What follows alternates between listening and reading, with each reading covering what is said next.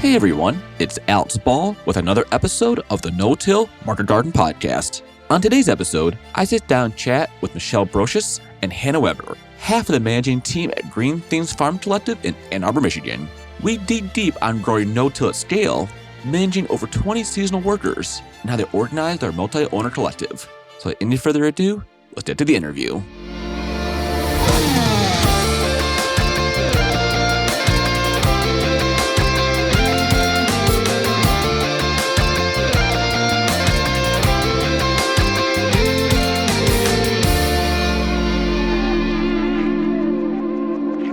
Today's episode of the No-Till Market Garden Podcast is brought to you by Harnois Greenhouses. For more than 55 years, Harnois Greenhouses has led the way in controlled environment agriculture innovation, partnering with market gardeners and farmers across North America to deliver comprehensive commercial greenhouse solutions. Their mission is clear and steadfast: to pioneer a greener, more resilient future for agriculture. At the heart of their success is a commitment to their community of producers with extensive expertise in design, manufacturing, and installation. Harnois Greenhouses provides the best greenhouse solutions to the grower across North America. Their greenhouses are engineered to face any North American climate, ensuring unparalleled brightness, agronomic performance, faster return on investment, and lasting durability. They're not just building greenhouses, they're creating energy-efficient ecosystems that promote sustainable and profitable agricultural practices. With over 20,000 projects to their name, they're more than a manufacturer, they're a partner. For the initial design to the final installation, Harnois Greenhouses is with you at every step, guaranteeing the success of your venture. Harnois Greenhouses, leader in turnkey solutions for local growers.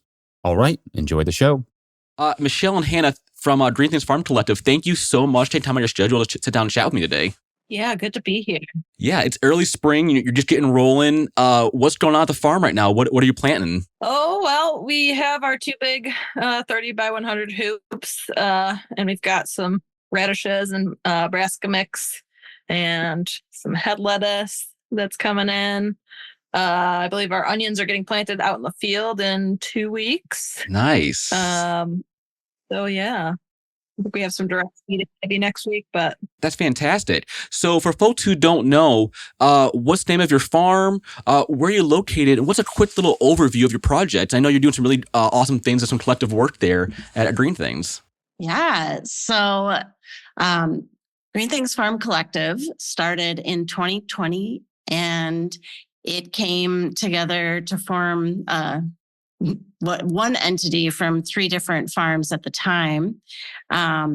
We now have 4 owners, and we are growing around 6 acres of diversified vegetables for a wide range of primarily direct market outlets, including 2 different farmers markets, our on-farm farm stand, our line of CSA memberships, and a small amount of wholesale as well. And so our primary crop is the kind of diversified vegetables, but we also do cut flowers, which Michelle manages. And we also have a small beef herd. We kind of do all sorts of things, including farm dinners. We have done some workshops in the past around floral arrangements. And then we kind of try all sorts of other things too, but I would say that our main thing is growing the vegetables and selling those through our direct markets. Cool. So it's a pretty diversified farm you got there. A lot of moving parts, it sounds like. And you said you had 4 owners. So you said earlier Michelle handles the flowers. Hannah, what do you handle? And then what do the 2 other owners kind of specialize in when it comes to run the farm? Yeah. So I feel like we kind of have a bit of overlap around all of the owners. Currently, I handle a lot of the hiring and the HR side of things. We have right now a team of 20 employees with kind of a range of managers who handle everything from membership services to field production to sales to harvest.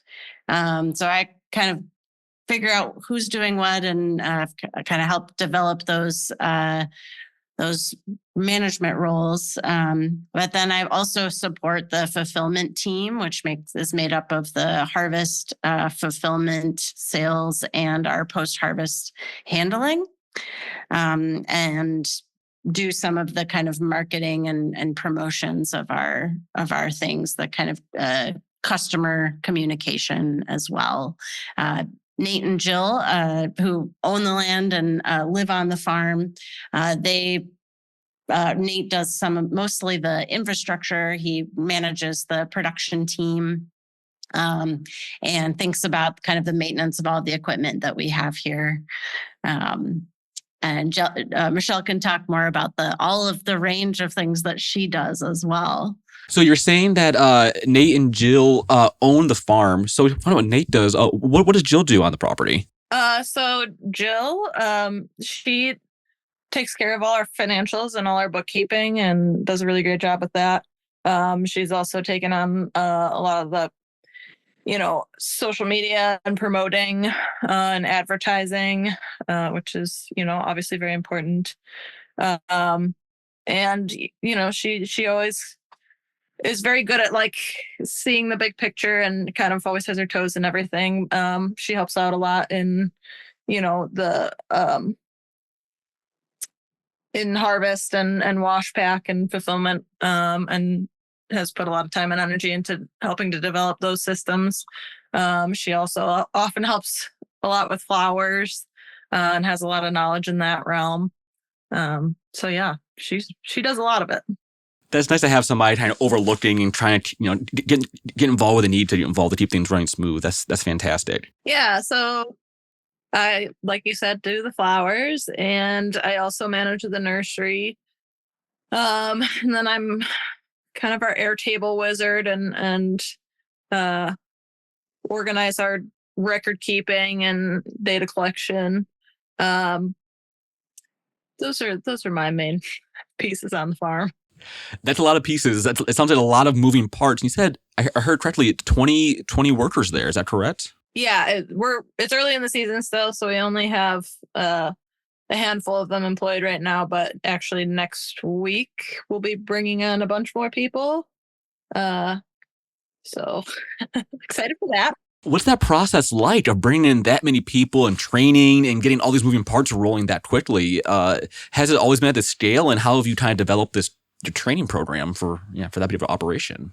Yeah, I mean, we've scaled up every season. I think, when we joined forces in 2020, we had 2020 was a weird year for all sorts of reasons. I feel like we had a lot of part-time people that were, kind of bouncing in because they were just looking for different work to do. But I would say that in our first year, we were ranging within, 5 to 10 part-time and full-time seasonal employees.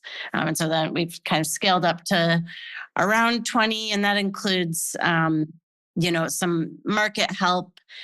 We have one very part-time kind of farmer mentor who comes in and helps us with equipment maintenance and mowing. Dave Steinhauser, he's a great friend of ours. But right now we have the kind of a group of 7 managers and then 8 or 9 part-time to full-time crew that, they do everything from harvesting to planting to seeding. And some of them also specialize in running our farmers market. Okay. That makes sense. That makes sense. And you said earlier that at one point that the collective was 3 separate farms. So what ended up bringing all of these growers together at this main one site? Nate and Jill had the land. And we all had, varying degrees of, I would say, unsustainable lifestyles. And the goal was kind of to support each other and turn it into something that could be sustainable, which, I feel like we've made a lot of progress. Yeah. I feel like we still have a little ways to go, but definitely have, changed, I think, the way we're all living. in leaps and bounds. Yeah, and for folks who don't know, I think Green Things is one of the very early no-till growing podcast guests back in the day. So it's been kind of cool listening to the old episode, and now it's probably changed quite a bit, I'm guessing, over these last few years. And for folks who don't know, like, you're on 6 acres of no-till. Deep compost. It's a pretty intensive system to manage, and when I go to your site, I see some very specialized equipment in order to make that like insanely hard process of setting up beds and moving compost just like a little bit easier. So has you always been that mechanized with your no-till, or has that been a development in the last few years as you scaled? Yeah, it's definitely been a development over the years. When we first started, it was a lot of shoveling compost out of the tractor bucket, and so it was like 3 people doing the job, and now it's essentially one person who can do the whole thing themselves. We, in addition to buying another tractor that has a bucket, which was very helpful, so now we have 2 tractors with buckets. We also got a compost spreader that works well for this system. And so, one person can be jumping back and forth between those tractors and, bucketing and spreading all by themselves. Wow. Which, saves our backs quite a bit. Yeah. So like, maybe I understand this correctly. The spreader, does it go down? Does it drop it directly onto the bed itself? And how are you managing the walkways as well? Do you have a wood chip spreader for the walkways, or do you do that in a separate way? Yeah, it does drop the compost directly onto the bed tops. And then, yes, we do also have a wood chip spreader that drops the wood chips directly in the pathway. Sometimes there's a little touch up needed after the wood chip spreading, but it's usually not too much. I think it'd be great to see that in person. I can imagine that, like, so many of us who are out there with wheelbarrows and shovels would come there and see putting down massive compost and building some big beds out there. So how do you organize your farm layout? You said you're on 6 acres. Do you have like a block system, or how do you organize all that? Yeah, I would say it's blocked. We've kind of chosen the best areas of the farm to turn into our fields. And our fields are varying sizes, like varying number of beds, but generally we try and stick to multiples of 4, which works well with our irrigation. And it's kind of like a nice block for a lot of our crops to be in 4-bed blocks. So, yeah, and I think I was talking to Nate recently, and he was showing me your irrigation schedule, and I had never seen something so insane in my entire life. It blew me away to see that much management. Like, I think so much things at such small scales that the idea of irrigation management is not that complex. But I can imagine that, like, how do you keeping the well not pulling too much water and managing all that is probably an intense situation to handle.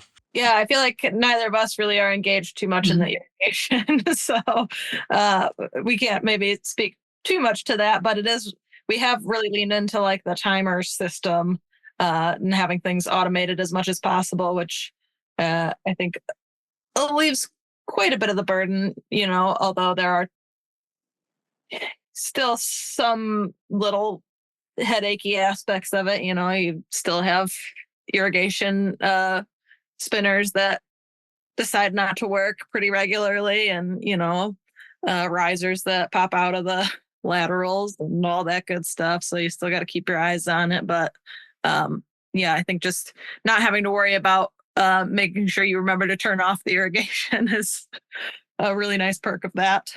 It's something we don't ever think about. Put the timer on, turn on, just walk away, and it's no big deal. So you're saying that on that 6 acres, how do you? Maybe we're to say this, like, how do you prioritize, like what gets done? I can imagine with that many moving pieces, and how do you organize that many people together at one time? Do you do daily meetings? Yeah, so we've kind of structured our day so that we're all meeting at the beginning of the day.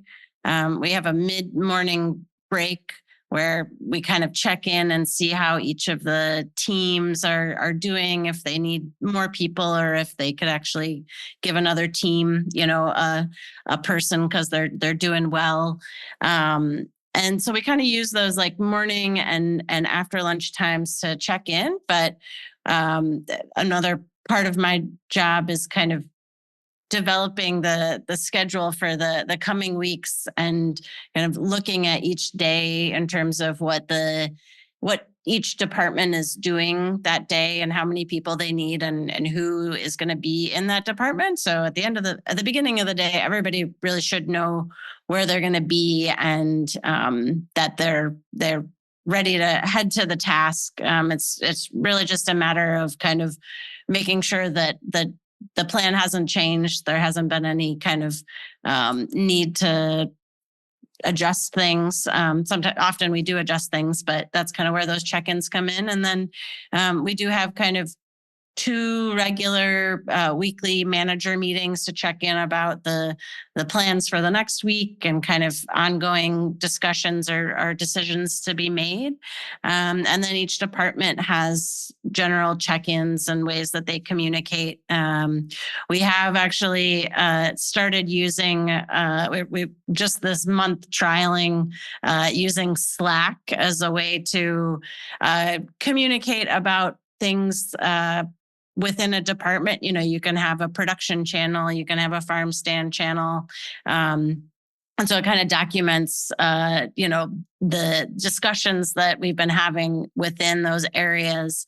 But then on the day-to-day, we also use walkie-talkies on a very regular basis. This was an addition last year that we're all like, I don't know how we communicated before we had these walkie-talkies because, you're out in the field and you forgot something or you just need to, know when an irrigation timer is going to go off or anything. And it's just so handy to be able to just kind of make a big announcement and touch base with the person that you need to talk to and not have to go find them or call them on the phone or whatever. So we've tried to, make our communication and our kind of when we all come together at once as efficient as possible. And that's definitely important with such a big team. Yeah. I can imagine like just yelling across the field trying to get someone's attention. I feel like, just walking from one corner to the other would just take some time. It would just take a little bit of time to get out there. So maybe a little transition here. You said earlier, you have some hoop house production, you're growing in tunnels.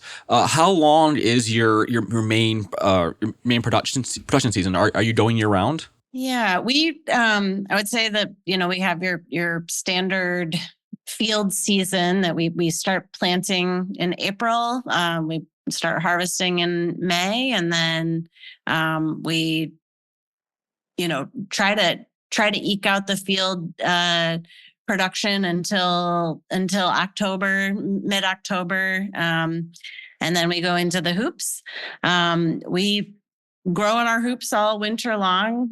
We try to use spinach as this thing that we're constantly harvesting, but we're also selling our storage crops throughout the winter until they sell out.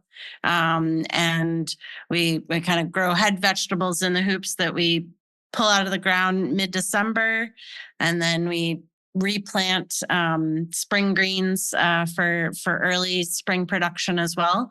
So I would say that it is year round. It's definitely a lot smaller in the winter. We just kind of keep just a handful of our wholesale buyers engaged throughout the season.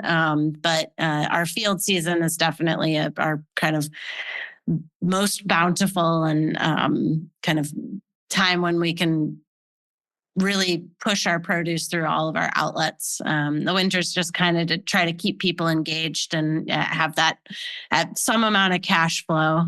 Yeah, I totally understand that. It's keeping things flowing and keeping customers engaged is so important in the winter, just so that you can hold them off until April or May to remind them that fresh food is available again. So you say you do some wholesale, farmers market, CSA, but I'd really love to talk about your the flowers and your farm stand, which are just immaculate. So maybe Michelle, to talk a little more about your flower production and kind of the way you move your flowers and any on-farm events you might do around that. Sure. Yeah. So I think we have like about a half acre that we grow in flowers. We have a handful of perennial beds that we're still kind of trying to figure out how to manage well. But we primarily move our flowers through just, you know, making bouquets that we sell at the farmer's market and at Argus and through our farm stand. But then we also sell quite a bit through the Michigan Flower Growers Collective. And that's been really great for us. It's a nice, the market day for that is on Wednesday. And, you know, our big markets are on Saturdays. So it's a kind of a nice like midweek place to move our flowers. We do some amount of events, but it's not a huge piece of our flower sales, I would say. We do also do some dried arrangements toward the end of the season and into the winter, but again, it's not a huge piece of it. It's just a way to move a little bit more. You'd mentioned the Flower Collective. What is that? How does that work? So it was formerly called the Michigan Flower Growers Cooperative. And just this past winter, it got switched over to private ownership and is now a collective. So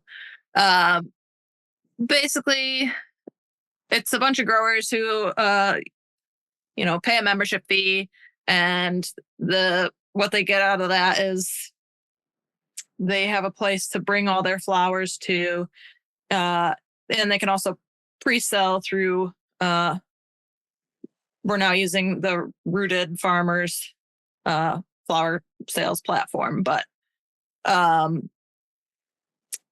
there's a space that people can bring all their stuff, and then it gets distributed by one truck, so not everybody's having to deliver their own stuff, which is, at least for us, a huge perk, I would say. But and there are occasional pop-ups that they do and stuff like that. But it's a nice community to have, especially if you're doing a lot of events, you have a lot of other growers that may have things that you don't. And so you can kind of be supported by a lot of other local growers, which is nice. Yeah, it seems like even beyond like that sales outlet, just having that community with other growers seems pretty powerful. Mm-hmm. Yeah. And is that base close to you? Where do they distribute out of? We are now distributing out of the Washtenaw Food Hub, so it's actually quite close. Oh, that's nice. That's really cool. So you were saying that went from from a cooperative to a collective. It made this even better transition. So you're the Green Things Farm Collective. How do you take multiple businesses that are spread around town, different ideas and assets, and bring them all on someone else's land, combine that into a business? How do you even start organizing something like that? Well, I think there's so many different ways to do that. And for us, we really started pretty simply, just starting a new LLC that we were all equal partners in. We were lucky to have the help of a lawyer friend to help us draw up the legal documents and make it all official. And so I think, in that respect, it's a pretty basic business structure. We're now kind of filing as an S corp for tax reasons, but it's still kind of the basic LLC structure. And from the very beginning, it was a lot of just kind of massaging, how we all work together, how we're making decisions. It's taken a long time to really kind of get that baseline, trust and understanding of, how it makes sense for us to be farming and running a business together. And I think that, it's the way that we do it. It's kind of developed organically and might not work for everybody, but I think that it is important at some point to kind of develop the the different areas of expertise and know that each person kind of has the thing that they're focused on. But it's such an asset to be able to kind of bounce ideas off and utilize the expertise of everybody else. I guess the other thing to think about in that, more of the legal structure of it and the assets is that we all did contribute assets to the new entity, and we contributed like an initial $5,000 each just as a kind of seed money for the original business. But the assets and that seed money are all being kind of paid back to us over time. So it was kind of like a loaning to the business, and some things that each one of the original owners had, maybe a loan on that they couldn't just instantly sell to the business. The business was renting from the owner until they could actually purchase it from the owner. So we all have different amounts of assets that we've contributed to the business, but that didn't really affect our share of the business because that was kind of dictated by just that seed money that we contributed. I think that's the way that it works. Do you have anything else to add to that, Michelle? I guess the only other thing I would say is that the business currently it rents or leases the land from Nate and Jill. Okay, that's actually very helpful. So the farm is based on their land, and then the farm leases the land from them. Yeah, that makes total sense. Which is interesting. It's like it sounds like a way for them to drive some value from that land, and not just have to wait till they're 75 to dump it, and hoping that they can regain some capital then.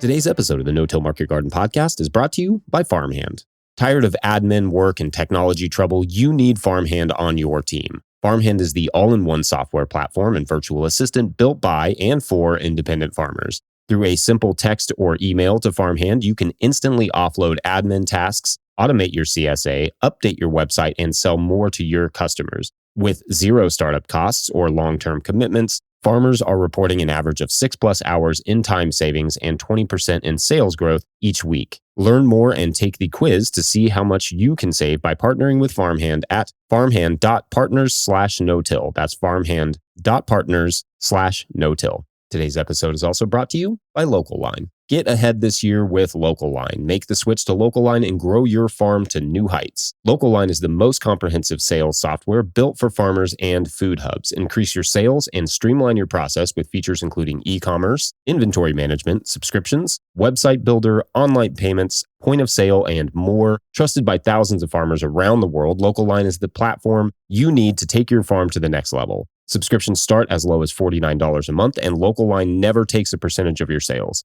Try Local Line today and receive a free premium feature for 1 year using our coupon code NOTILL. That's all caps, all one word, NOTILL. All right, back to the show. Okay, so it sounds like you all really, like, in a good way, put a lot of faith and trust in each other. But it sounds like any cooperation, it's a high risk situation. It sounds like you're brought in with a lot. You kind of went chips all in, and I feel like moving your farm from your location to a new location, that's a lot of risk. I can see that being like kind of scary. But 5 years now, it seems like it's going pretty well. I can imagine you've both learned so much about interpersonal relationships and just dealing with things. Because I feel like farmers, we like to do things our way. And we're all so heavy-headed that I can imagine that being difficult sometimes. Yeah, I would say definitely a challenge, but the more you kind of the longer you spend time with people and work with them, you kind of get that inherent trust. And I would just reiterate that the more you can trust in your partners, the there's this kind of sense of freedom in knowing that, like, yeah, not everything is on you, and that decisions are being made that you don't have to think about. And I was very close to kind of shutting down my business before I joined forces with the collective, because it really wasn't sustainable for me as a single farmer renting land that I didn't have kind of a long-term lease on, and just I was doing side gigs. I was just trying to get by, and so knowing that there's somebody living on the farm that has eyes on it, well, I don't have to live there, and that there's people that have completely different skill sets that can take care of things that I wasn't even thinking about when I was running my own business, and just really being able to leverage all of our years of experience to do something that none of us could have done on our own. I think about that on a daily basis. Yeah, I guess I have a couple things to add to that, which are, one, Nate and Jill are in Chile right now. So, that's another perk of having multiple owners. They've spent the last almost a month now on vacation. So good for them. We're glad they're able to do that.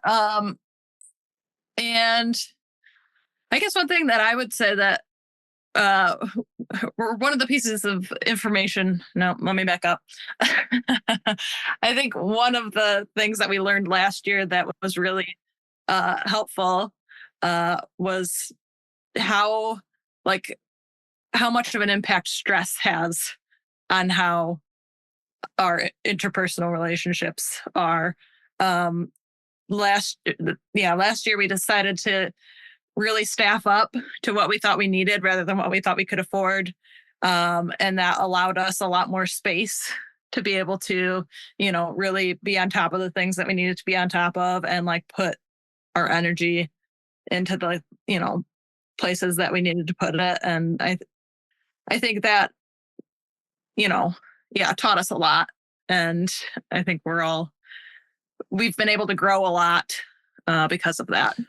You said something. You said that you overstaffed. You staffed more than. How do you word that? I can't remember exactly how you said it, but you staffed more than maybe you could afford at the time. Is that what you said? Or something in that same. Yeah, I said we staffed up to what we thought we would need versus what we thought we could afford. Yeah. So when you added that extra labor, so it sounds like it allowed you to then create systems to kind of make that next step. So going to this next season, are you maintaining the same level of staffing, or are you going back a little bit? So we're amazingly, almost all of our employees are returning this season. And so I'd say that we're making that investment in training up and really empowering our employees has 100% paid off, just because we aren't spending this season training 12 people like we did last year. And I think that, we're going to see a lot of benefits from that this year that we might not have fully realized last year.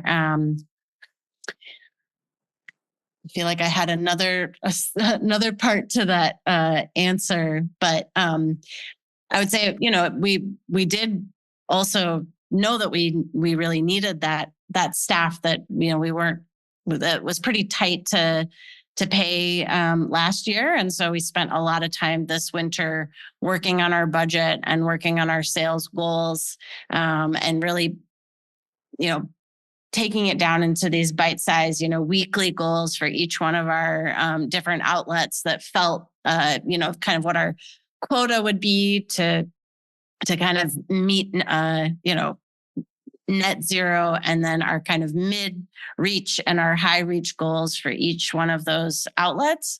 And, it's been really interesting to be able to track, even just in this early season, how each one of those outlets are doing, what that rate of growth has been, and getting to kind of do that work ahead of time and make those those kind of projections in these more granular ways, I think are helping us be able to see, what those areas of opportunity are that are really going to make our, like our labor needs worthwhile. I'm feeling pretty optimistic that this year's going to be a lot less tight than last year, both because we have really, really experienced people that are excited about continuing to develop our efficiencies and our systems. And we just continue to have a great returning customer base that, it's every year, we continue to do, promotions and reach out to people who haven't bought from us in the past, but we also just have a stronger and stronger customer base that we trust is going to come back and buy food from us. Yeah, totally. And I think like any business, like once you get like that core group of people who are just like, even though we always worry, are they don't support us again? But they are. They're here. They're for you. They're green thing stands. They're here for you. But like once you get that nice solid base, like everything, I think everything feels like just so much easier. Not in a bad way, but it's like you're not just like trying to fill the same 100 customers over and over and over again. Once you have that nice solid base. So you were saying earlier that, so you have these 20 workers. So with all this extra help, extra labor, what are your personal hours like on the farm? You said you're coming from, say more, let's say slightly more individualistic operations where, we're always doing every single thing possible and grinding, to the end of the night. So now that you have more labor, you said earlier, people go on vacations. When do you end your workday? Are you able to find a good work-life balance now? Yeah. I think for the last couple of years, that was a big part of, joining forces was to try to have more work-life balance. And there's definitely parts of the season, especially in the, this next few months, I think always feel like we're working all the time. But, we really do try to stick to kind of a 5 days a week. In the high season, we still try to work around 40 hours a week. Some of us do kind of a slightly different schedule. Michelle last year was working one of the weekend shifts. So she was kind of a Sunday through Thursday. And we have another employee who works on a Saturday and doesn't work on a Monday. All of our market people don't work all of the weekdays as well. But yeah, like any business, owners are kind of always on call and you never know, what's going to pop up, right? But we try to stick to the schedule that we've created for our employees as much as possible. And this is actually the first year that we're, as owners, tracking our hours and getting paid kind of a base salary based on our actual hours worked. And so that's been really illuminating, I think, to really have to track that time and really think about, how much time we're working and, whether we're also being as efficient as we want to be or, using our time wisely. Well, yeah, it's great that you have some of those restraints on yourself to allow yourself to find that balance. As we all know that if we weren't tracking those numbers, or you could easily work 80 hours a week and not even realize it. You keep pushing and pushing and pushing until you can't do more. As mentioned earlier, and this is the No-Till Farming Podcast, you are doing no-till production on your site. Have you always been doing no-till production at this site? And were you all doing no-till before you got there, or how did all that start at this place? I would say we really leaned into the no-till like when we started the collective, or I guess, did we just do one field no-till that first year? And then beyond that, I think our first year was the first year that Green Things was doing no-till throughout the farm. And the year before that, you guys had just tried out that one field. Yeah, that's what it was. So yeah, before the collective started, Green Things was not no-till. We were still doing a lot of tillage. I think Eric one of the original owners who's no longer with us, was the one who like really opened all of our eyes, and you yourself, I would say, uh, to the benefits of no-till and the ways that we could execute it. And yeah, it was it was not hard to get us all on board, I think, once we really saw the full potential. So yeah. Yeah. I just from the land loom, which was my business before that, I think back on how I was farming then, and it was still kind of like minimal tillage. I had access to a tractor and a tiller. And so I would kind of do that initial tillage and have beds that I was tarping throughout the season and not, going over and retilling.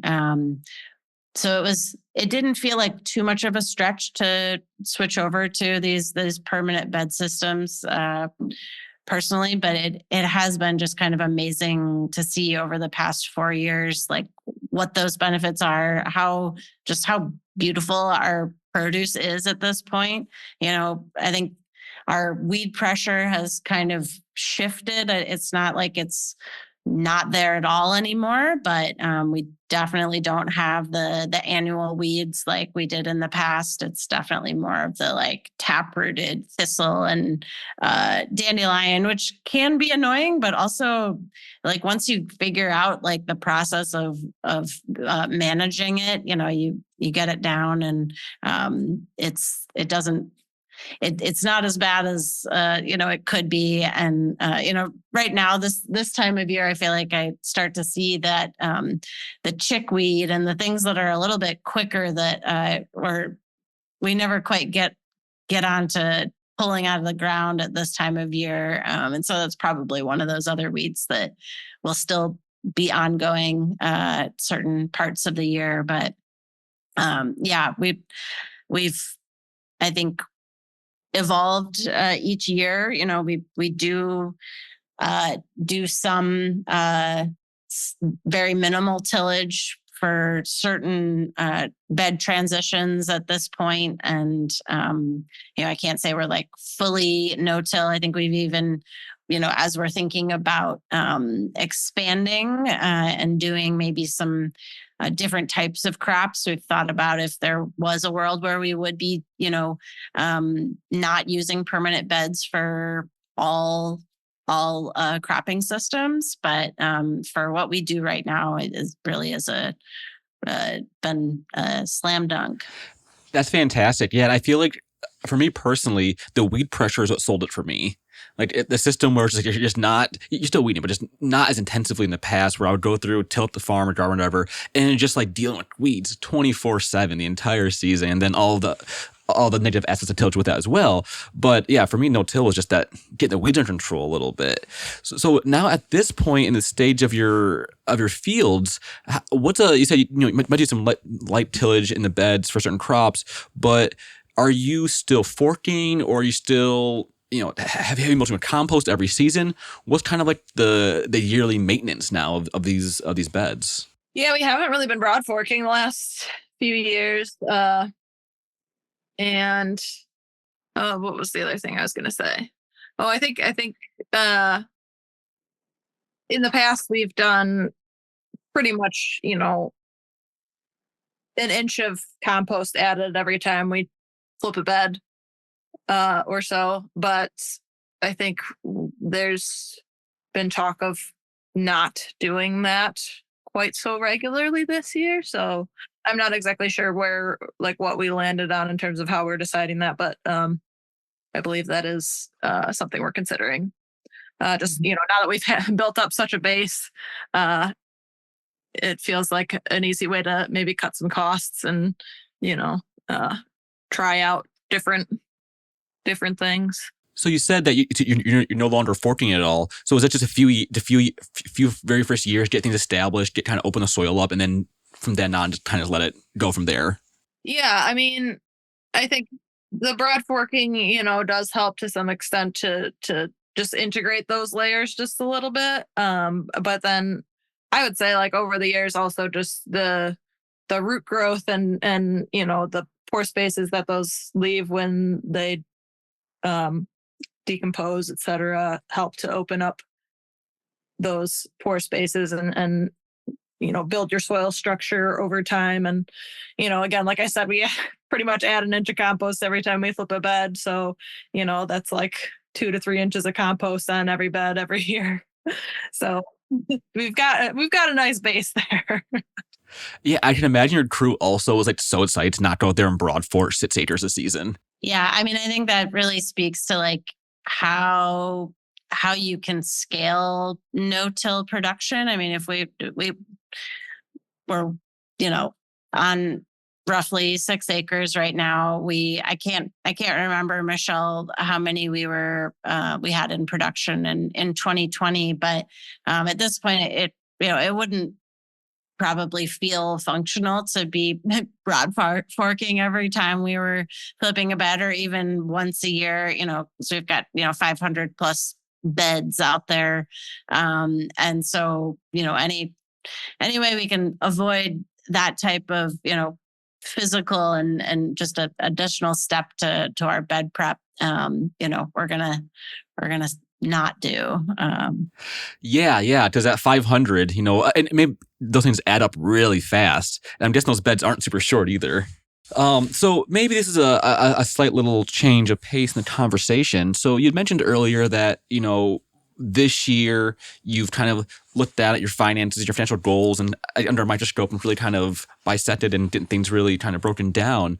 Now that you've, kind of gotten to a good rhythm, the cooperative or the collective is quite a few years old now, what are some of your long-term financial goals, or maybe just roundabout like group goals, or that's, let's say, 3 to 5 years?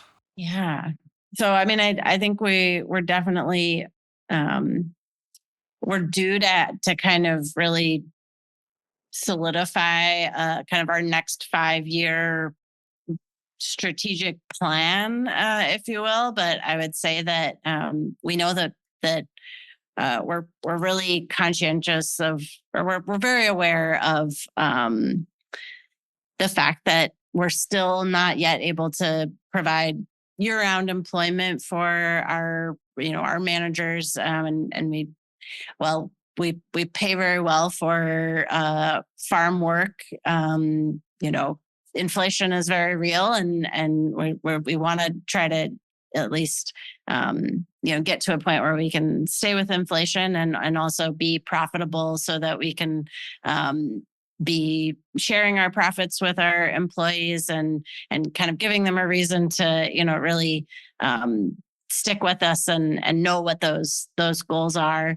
We are in the process of considering expanding our farm stand to a more year-round farm store, which would also help us partner with other growers and other producers, and provide that more of that year-round employment and sustenance for our operation.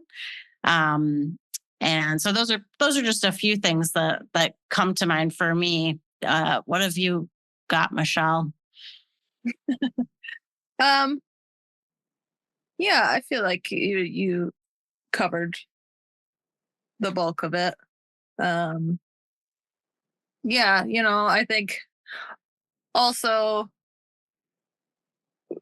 I think there's always going to be some amount of finagling that needs to happen every year, but I think I'm also kind of craving some stability, if that makes sense. Yeah, we've changed a lot every year, and I mean, I feel like this year's kind of the first year where it doesn't feel like we've changed things hugely. Like, we made so many great improvements last year, and now we're kind of like, okay, let's try it again. But we're also, like Hannah said, thinking about building this larger scale year-round farm store. So that's that'll be a whole other thing. Yeah, and maybe if we had a quick second, I'd love for folks to know just a little bit more about your farm stand. Is it a self-serve currently? What kind of products? Because you'd said you wanted to involve other growers and other producers. So what kind of things are you currently offering in your farm stand? Well, right now we have a pretty long list of things. we obviously sell our own produce, but we don't have a ton right now. But we have been bringing in fruit and like apples right now anyway, for the farm stand from, we have a fella who supplies us with organic fruit from around Michigan, and that's been a big hit. We also are now selling some charcuterie from Washtenaw Meats. That's been fun. We have eggs. We have Zingerman's Creamery products. We have brinery stuff. We have some arts and crafts. We have candles. We have, body care products, pot holders lovingly made by Hannah here. So, and also like gardening supplies right now. We'll be selling our seedlings in the next month or so. So yeah, it's a pretty expensive store. We also have bird dog bread on Thursdays, which was today, Ooh. and that's bird dog day of the season. Big day. That's super cool. And how big is this? That's a lot of stuff you just said. How big's the actual size of the store you have? Oh gosh. I'm not sure. It's not big. Like maybe 12 by, or yeah, maybe like 12 by 20 or 25 or something. Okay, yeah. Yeah, I think it's, I seem Whatever. to remember that when Nate built it, they built it as large as they could, without having to put in, a bathroom and any of the extra. It's really just a freestanding structure on a slab. So it's pretty small. It's pretty mighty. We pack it in. We just hired our first full-time farm stand manager this year, Claire. She hit the ground running at the beginning of March to get this stand open just last week. And she's excited to, continue to reach out to, other producers and think about other kind of complementary items that we could be bringing in. We know that we're never going to be the one-stop shop of the grocery store, right down the road. But hopefully we can, be that store that has, everything that you need for dinner tonight and some, picnic items for tomorrow and some garden items and, just anything that you could imagine just picking up at a little roadside stand. Oh, that's so cool. And for like, how far is the stand from like where? Maybe ask this: how far is the farm from like town? Like, is it a far drive to get there? Who was coming to this farm stand? Like 5 from downtown. I think we're like 4 miles from Carytown. So we're very lucky to be, really right in the community that we serve. And we kind of Nate and Jill bought this property right as a lot of the area around it is being developed into neighborhoods. So we have a very, very readily available, neighborhood of customers that not all of them even know about us yet, which is amazing. But we know we've got a lot of people to reach out to. For sure, yeah. And I think, suburban sprawl is not great, but on one good side, it does bring customers closer to established businesses that are there, so that it lasts half full in every scenario. I just want to wrap up this amazing conversation with just like a quick little finale to the talk. We call it "What's on Your Farmer Heart." It's kind of an open platform to just get anything out there that's farm related, that's ad related, that's been weighing on you. So, is there anything that you've been thinking about over the last season or so that you wanna talk about? Well, I was thinking about this and being aware that my back is really acting up right now, and just thinking about the bodies that do this work, and Michelle and I both started farming when we were young, more sprightly people who could just bounce back out of things. And we're still young, but we're much more aware of our bodies, and our employees are also aware of the fact that while we've innovated quite a lot on our farm to find ways to put things on wheels, and try not to be maneuvering things as much as you possibly can. But the fact of the matter is we're schlepping heavy produce day in and day out. That's the business that we're in. And that produce, while it's a necessary product to nourish our community, it's also a item that is not valued enough by our society, and so it's just an important thing to be aware of, is the energy that's put into producing this food, and what we're valuing it at, and how important it is to we don't want to spend too much time telling people about the hardship of farming. That's not how that's not how we want to be selling produce, but it is important to, educate people about how food is grown, and the people that grow it. That's fantastic. Michelle, anything on your mind you want to bring up? Yeah, I guess just as the small farming movement is moving potentially more towards no-till, just seeing the need for more innovation and more creative people to make the tools that make our jobs and lives easier. Because the people who are doing a lot of farming don't always have time to do that innovating. So yeah, I totally agree. I see so many things where I'm like, man, I wish I knew how to make that, or I knew how to weld. Or maybe this, I wish I had the time to weld on top of a normal farming schedule to make that happen. But yeah, totally. It sounds kind of like what you're saying are very similar. It's like, we can only do so much. We can only do so much until we're not farming anymore. Like at the end of the day, we're still putting potatoes, in a back of a truck and taking it to market, and you still got to do that. It's still pretty physical. Thank you both so much. Take time out of your schedule to talk with me. I really appreciate it, and I had so much fun chatting with both of you. Yeah, thanks for hosting. Yeah, this has been great. Thank you, Alex. Oh, I really appreciate it. Okay, y'all, have a great day. A huge thanks again to Hannah and Michelle for taking time to chat with me all about the good work being done at the Green Things Farm Collective. Throughout the conversation, all I could think about is the power of collective work and allowing yourself to specialize within an operation. If you want to learn more about the collective and see some amazing compost spreading tools, check out their Instagram at Green Things Farm Collective. If you have any no-till questions for me or our amazing guests, feel free to reach out to me personally on my Instagram at Old City Acres. Thank you so much for listening, and until next time, have a great day.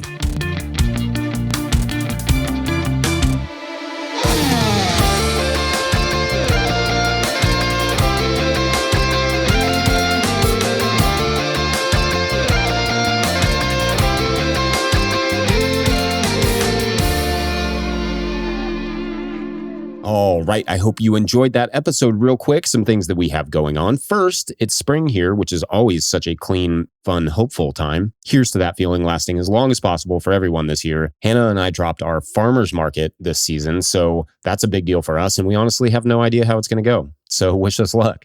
Some other things, the YouTube channel is going strong again with new content for the 2024 growing season. Just put up a potato production video, in fact, and found some interesting stuff in the research that may be worth checking out. Find that channel by searching No-Till Growers on YouTube. We'll also put links in the show notes. As always, Hannah and I announced our on-farm no-till field days for 2024 here at Rough Draft Farmstead in Kentucky. Tickets are limited because space is limited, so check those out if you want to come see the farm here at Rough Draft Farmstead. As for other conference stuff, the last conference I am attending this year will be in Riverside, California for the Grow Riverside and Beyond conference coming up later this week. That'll be fun. All the links for those in the show notes, and also linked in the show notes is our shop where you can find the Living Soil Handbook and hats and other merch. Buying those things through us helps to support our work and helps keep this information free and open to anyone. Alternatively, you can join a whole bunch of new supporters through patreon.com/no-till-growers, and who not only get a bunch of discounts from various companies or on seeds, on footwear, on all sorts of other goodies, but also discounts on things like the aforementioned farm tours here at my home farm. That Patreon page is the absolute lifeblood of our work, and we dearly appreciate you. And at certain levels, or if you just bump up from one level to another, you get a shout out on the show. So big shout outs this week to Brian McCarthy, Larry Shepard, Spencer Carter, Martian Cindy, DP, Kat Brannigan, Tyler Rollins, Hank Zecca, Chris Yates, Jill Crosby, Stephen Wilder, Scott Roser, Rob Soma, Sean at All About the Garden, Laura Britton, Joseph Sanguinetti, Alex Savatsky, Pear Tree Hill Farm, Stephanie and Alex, Stephen Smith, Alberto Diaz, Jason Ruel, Scott Harris, Earth Care Farmer Jane Murner, Derek Page, Clement, Grown Up Farm, Bob and Ann Patton of Hexhamshire Organics, Jared Kirst at Rivendell Farm, Dan Brisebois, Steve Larson, Fiona and Donnie of Firefly Farm, Jen Lawrence, and Cameron Prybel. Huge shout out to whoever supports us in whatever way that you can. Otherwise, thanks for listening. We'll catch you all next week. Bye.